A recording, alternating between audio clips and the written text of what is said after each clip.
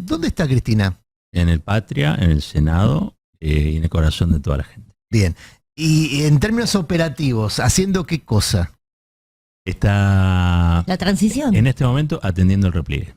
Atendiendo el repliegue. Bueno, parte de ese repliegue, curiosamente, incluye la operación sobre la gestión de la Cámara de Diputados. Sorprendió Cecilia Moró al reconocer que Cristina la llamó para interesarse por la designación de Randazzo. Mira. De manera negativa. Negativo. O sea, se interesó para decirle a Cecilia Moró que... Tengo la sensación de que, salvo el propio Randazzo, su madre, que ha sabido tener protagonismo en las campañas, y Guillermo Francos, el resto va en el mismo tono, digamos, de la recepción. Bueno, de ese pero nombre. es interesante porque la verdad es que incluso antes ya del balotaje, pero desde el balotaje para acá, a Cristina ni siquiera se la vio en la reunión de transición con Villarroel porque no hubo imágenes. No. O sea, viene atendiendo el repliegue como con mucha poesía lo describió Roberto. En esa atención del repliegue, parte de esa estrategia es el silencio, lo hemos contado acá. Es decir, que no haya ni voz propia ni voces afines participando del debate público. No, estuvo Infran. Pero Infran no es del dispositivo de Cristina. Bueno, Tampoco- ha sido... No, pero no le pide permiso a Cristina para hablar. No. O sea, Infran no le pide permiso a Por nadie. eso, no le pide. Los que le piden permiso a Cristina para hablar, no están hablando. No tienen ese permiso. La verdad, no tienen ese permiso. Prudencia. Es la estrategia, sí. Ahora, en este estado de política silenciosa, de atención del repliegue, no, de, ¿cómo dijiste? Atendiendo el repliegue. Atendiendo el repliegue, levantó el teléfono para operar contra la designación de Randazzo, sería eso. ¿Por qué? La primera lectura que se ha hecho es en términos personales. Cristina no lo quiere, viste que en general a Cristina se le adjudican decisiones políticas por su emocionalidad. Sí. Y a Cosa Milei que no. no. Curiosamente, a Milei, que toma todas las decisiones por emocionalidad, se le adjudica una racionalidad brillante. Pero porque Baroni tiene Bueno. el favor de la señora Complá. O sea, Cristina es hormonal, Milei es racional, ¿no? En el esquema de... Cuando toda la evidencia empírica demuestra lo opuesto. Dame 15 segundos. La cobertura que hizo ayer Novarecio de la Sí. llegada a la tumba del Rebe, Ujú. una especie de respeto reverencial, en el mejor Claro. de los casos. Y la escena era como medio estrambótica, yo lo tengo que decir, no sé si es la Medieval. palabra, no quiero ofender. Medieval. Bien. Medieval Cierro, espérate. porque incluía hasta la ornamentación medieval. Bueno, no medieval porque en este caso estamos hablando de un, ¿cómo se llama? Un rebe judío, entonces en el medioevo lo hubiese pasado mal. Lo hubiera pasado digamos. Pero no, pero sí, Pero si se era una entiende imagen. a lo que voy. Digo, Cristina no toma una decisión como la de Randazzo en términos hormonales, No. porque le caiga bien o mal. Que no le cae bien, por otro lado. Tampoco le cae, efectivamente no le cae bien. Sino porque está viendo más o menos lo mismo que ustedes conversaban recién con Jimé, Nico, respecto a no tanto la línea de sucesión, sino quiénes van a actuar como fusibles ante un gobierno fallido al corto plazo de Milei. Es que tiene que ver con la línea de sucesiones. Podemos estar ante una novedad bastante exótica, que es que el fusible no sea un ministro, sino el propio presidente. Cosa que se ha visto muy pocas veces y que en general por institucionalidad no es lo conveniente. No es lo conveniente que el fusible sea el definitivamente presidente. Lo conveniente es que los fusibles sean los ministros. No el el mandato presidente. presidente tiene que durar 4 años. Que no dure 4 Exactamente. años es una mala noticia siempre. Exactamente. Porque eso viene, Porque si se llega a ese punto... viene asociado de convulsión social. Y es porque se llegó a un lugar en el cual un montón de gente la pasó con Exactamente. mucho peor que ahora. Digo, Bueno, pero hay gente que está pensando en Milei como fusible. sí, claro, lo contamos acá desde el primer día. Claro. Entre esas personas está Cristina, que dice, ojo porque Randazzo no es, por sus características, un sostén institucional. No le puede confiar. Lo dicen Es un otras traidor, personas. básicamente. No le puede confiar. Lo que considera Cristina es, vas a poner a un traidor, no en la línea de sucesión, sino en la línea de asamblea legislativa, que puede terminar siendo un tipo que alimente una asamblea legislativa. Escuchame, el tema de DNI y Trenes, que anduvo bien, un rondazo hay que decirlo, Sí. ella después creía que era el presidente. Claro. Porque el peronismo tiene hoy una jefa que está por un lado judicialmente proscripta, no fue candidata, pero por el otro lado donde da señales nítidas de no querer encabezar un proceso de jefatura nuevo y que alimenta la idea de que haya, al fin de cuentas, otros que organizan el espacio. No está suficientemente claro eso, realmente. O sea, es cierto que ella transmite o da señales de humo de no querer estar en el día a día ni en la organización de las cosas. Otra cosa muy distinta es no reconocerle el papel que cumple y el símbolo que ella representa para un peronismo que después de muchos años de extravío encontró tanto en Néstor como en Cristina Kirchner una razón de ser. Es decir, volver a su doctrina, o a buena parte de su doctrina, o a su doctrina, en todo caso, modernizada por el paso de la historia. Un poco lo que pasa con Gildo, Gildo Infran. ¿Por qué fue tan fuerte el discurso de Gildo Infran? No dijo nada del otro mundo, pero claro, en una escena donde nadie se pronuncia, en una escena donde todos votan silencio, donde sacar un poco el cogote también es la oportunidad o la invitación a que te lo corten. Bueno, Gildo Infran, hay que decirlo en estos términos, se plantó y dijo lo que un peronista tiene que decir y otros peronistas quieren escuchar. ¿No? Que vas a hacer oposición, que esa oposición la vas a hacer de modo responsable. En general, las oposiciones a los gobiernos tienen mucho que ver con el tipo de gobierno que enfrentan, ¿no?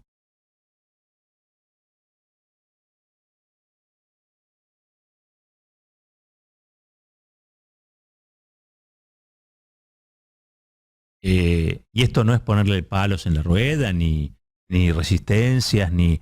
No. Es simplemente cumplir con el mandato que uno ha recibido en las urnas.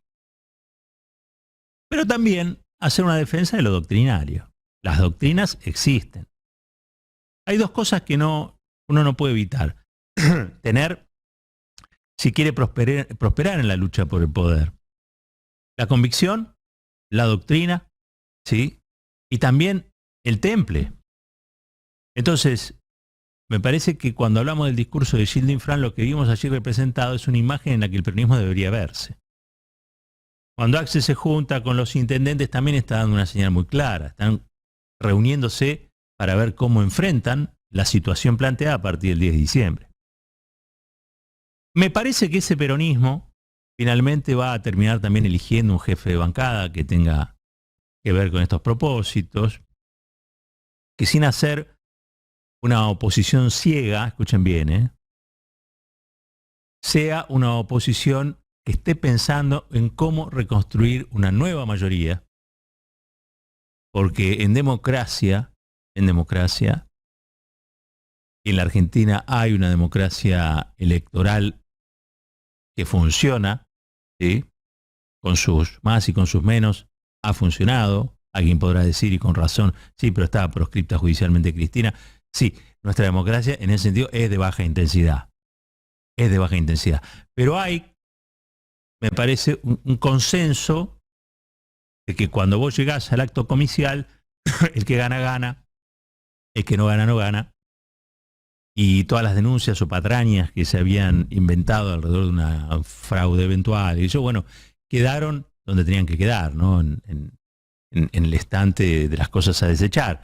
Y me parece que lo que se viene ahora es la construcción inteligente de una nueva mayoría y que esa nueva mayoría tiene, como siempre, que representar a quienes votaron y también al conjunto de agredidos por situaciones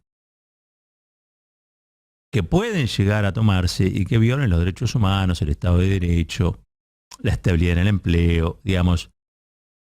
Tomando palabras del presidente electo, que a su vez las tomó de ese gran argentino que se supo conquistar a un montón de gente, que es dentro de la ley todo, fuera de la ley nada. Y eso me parece que puede ser el núcleo, no puede estar, es el corazón de una herramienta conceptual que permita al peronismo divisar cuál es el punto en el que tiene que estar parado. que no es en cualquier lugar. El peronismo en su laberinto sabe que hay una sola manera de salir del laberinto que ya decía Marechal, y es por arriba. Bueno, lo que hay que definir hoy, después de que quedó patas para arriba el país, cuál es el arriba, cuál es el abajo. Estamos en esa situación. No tenemos todo claro. No está todo claro. Pero sí sabemos dónde venimos. Eso es lo que nunca hay que olvidar. Eso es un capital. ¿Sí? Y creo yo que lo que se va a venir ahora es un gobierno que tiene muchos problemas para sostener ciertas coherencias, que para gobernar va a tener que hacer una serie de alianzas porque no tiene mayorías parlamentarias, a diferencia de Menem. Menem realmente tenía mayorías parlamentarias. Venía a caballito de una época donde todo lo que él finalmente termina proponiendo era el clima de época. El mundo actual no es tan nítido como el que a Menem le pasó, ¿no? Menem gobernó en un momento en el que había alguien que decía que la historia había terminado y a nadie se le ocurría cuestionarlo eso, porque al fin de cuentas, o sí, algunos, muy pocos, porque al fin de cuentas se había caído algo que no se podía caer, que era el muro de Berlín, se había caído nada más y nada menos que la segunda potencia mundial, que era la Unión Soviética. Por lo tanto, alguien podía venir y plantear, che, la historia se terminó, y capaz que sí. Otros dijeron que no. Y lo plantearon en términos de un proceso histórico que en ese momento en puntual tenía al neoliberalismo como un proceso exitoso y casi imbatible. Pero usando las leyes de la dialéctica, bueno, se sabe que eso no es inmutable en el tiempo. Que la historia siempre va a tender a cambiar. Y sobre todas las cosas, que la historia siempre va a tender a continuar. Bueno, cuando el peronismo decida dónde está arriba y dónde está abajo, decía, del laberinto se va a salir por arriba. Y ahí va a haber una serie de definiciones, ¿no? Va a haber seguramente una ley ómnibus que se va a enviar al Parlamento. Creo yo va a tener mucho de parecido a la LUC, la ley de urgente consideración que se votó en el Uruguay, que la calle Pou, otro liberal, mandó al Parlamento. Es una estrategia muy interesante. La LUC tenía 400 artículos, pero la oposición frente amplista le encontró 150, 153 artículos en los que había fallas estructurales en esa ley que eran violatorias de derechos ya consagrados, violatorias de normas constitucionales, violatorias. Y la verdad es que la calle Pou fue muy inteligente porque tomó esas 135 artículos, esos 135 artículos, como parte de la discusión con esa oposición. El resto ya estaba adentro. Había ya 250 artículos que ya estaban adentro. Creo que aquí va a suceder algo muy parecido. Creo que va a haber también un peronismo dador de gobernabilidad, un peronismo que juegue a dotar a Milei de los votos necesarios para que saque lo que sea. Este es el periodo angelado de cualquier presidente electo, periodo que hay que tener mucho estoicismo para atravesar siendo oposición. Nosotros hemos visto allá por el 2015, si bien la situación no es la misma, yo creo que es un poco más grave, como gente que asumió con un mandato muy preciso, se metió el mandato en el bolsillo y después salía votando por allí leyes junto al macrismo. Tenía un mandato muy claro de ser oposición y salían votando leyes con el macrismo. Va a haber también peronistas que acepten cargos, va a haber peronistas que digan, bueno, por encima de todo está la patria, me quedo como embajador en Brasil. Digo, va a haber peronistas de todo tipo.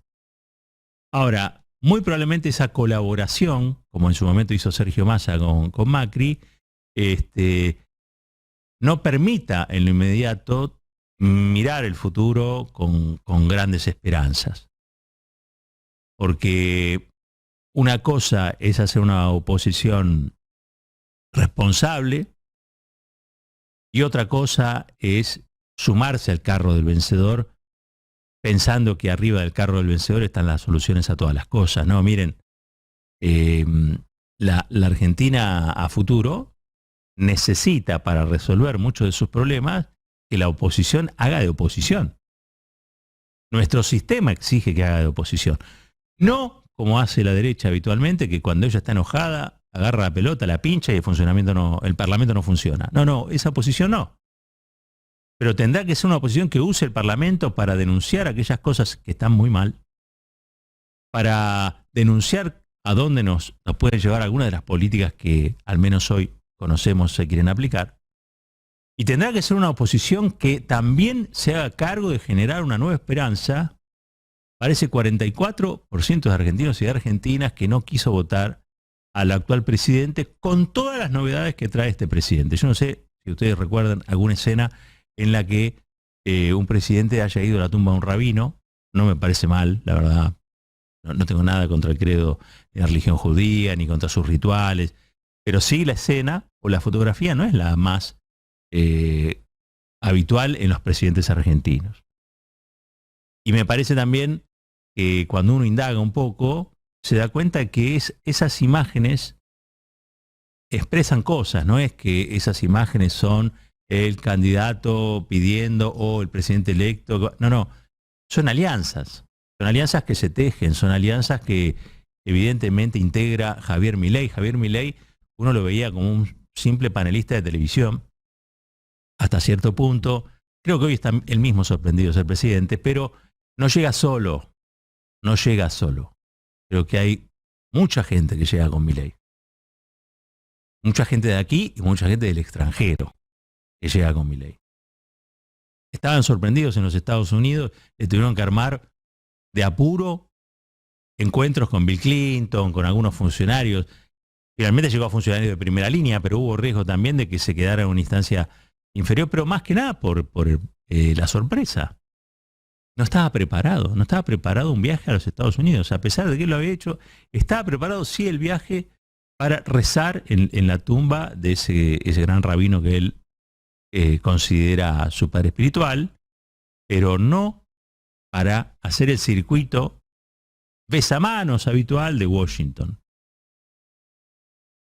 Y viajó con Caputo, que hace, insisto, 2 meses atrás era alguien a quien él denunciaba como responsable de nada más y nada menos el endeudamiento y la fuga de divisas.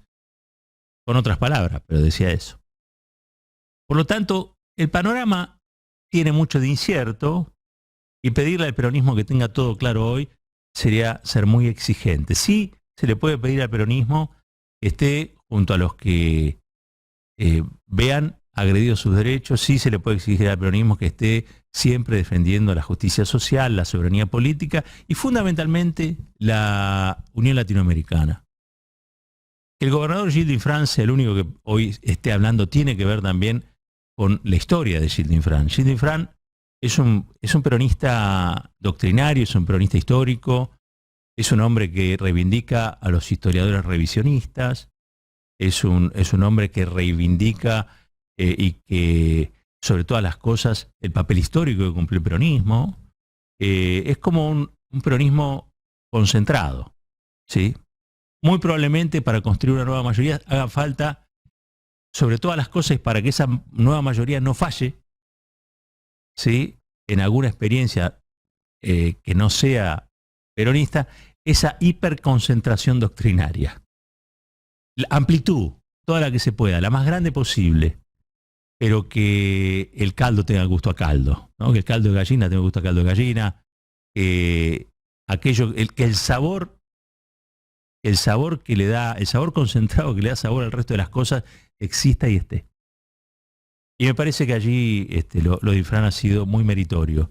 La reunión de ayer también con Axel también, muy meritorio. Me parece que el PJ de la provincia tiene que seguir trabajando también. Habrá que definir quién es la nueva autoridad de la bancada peronista en el Parlamento.